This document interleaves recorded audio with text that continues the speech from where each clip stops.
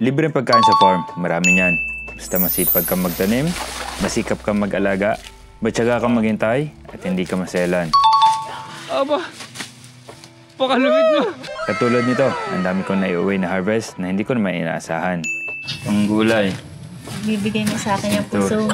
Ito ay super extra na napoprovide sa amin nitong farm. Umagang-umaga, pumunta ako sa farm para mag-ikot sa aming mga alaga. Inuuna ko dito sa ating native pigs para i-monitor ang mga biik.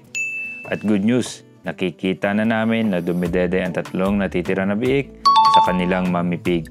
Mataas ang chance na magtuloy-tuloy na silang tatlo. Talagang good news yan. At ang mga naunang biik, kumakain na sila. Sumasalo na sila sa kanilang mga inahin. Grabe, napaka-cute pa rin. Ang iba, nagpapahinga.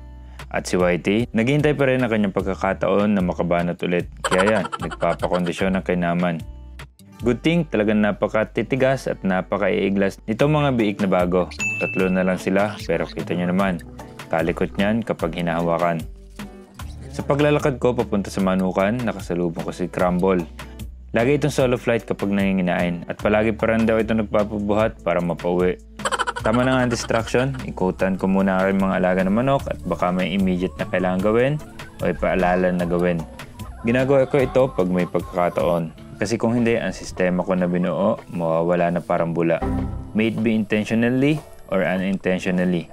Intentionally, baka mayroong mga tamad days ang mga kasamahan natin. Lahat naman tayo, may ganang araw eh.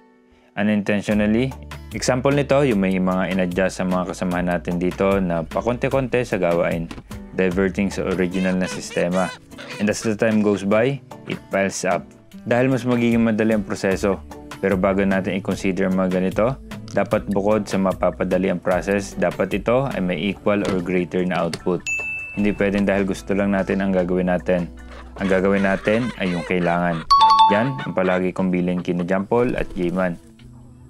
Habang umiikot ako, ang dami kong napansin na saging na saba na pwede nang i-harvest, kaya let's go. Itong isang ito, nabulok ng bunga. Hindi na napakinabangan, kaya itumba ko na lang. Itong isa naman, ang pwede pa, kaya itumba na natin. Habang tinitiba ko, napasandal pa sa katabing saging kaya ayaw matumba. Lalakas kapag sa akin ay ako'y nakain ng kanin.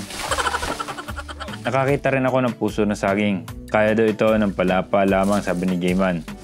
Pedro Pendoco, yung, maghihintay tayo ng patak ng mutya. Di ba may gano'n? Alam mo yan? Oo. Para ako yan, may kapangyarihan ng bilis, tapang, talino. Kaso, habang wala pa ang mutya, di ko makuha. Kaya si J-Man muna. Siya ang expert dyan. Kailangan daw pala muna sugatan ng tangkay ng puso para kapag sinundot pataas, mababalin na lang. Aba, pakalupit mo. Kaya pala nauubos ang puso dito ah. Grabe, napamangha na lang ako. 2 sundot lang eh. Lupit. May isa pang saging na pwedeng kunin. Pag may farm ka talaga, basta masipag kang magtanim at matyaga kang mag-alaga at maghintay, napaka-worth it kapag harvest time na. Napakamahal na rin kasi ngayon talaga ng prutas sa mga tindahan. Kaya kung may sarili kang tanim, for sure, panalo ka na doon. Napakasarap ng buhay dito sa bukid at probinsya, basta masipag ka. Hindi ka mawawalan. Dito mo talaga makakamit ang 500 pesos na tsubuena, basta hindi maselan sa pagkain. Okay, ibigay natin kay Jay.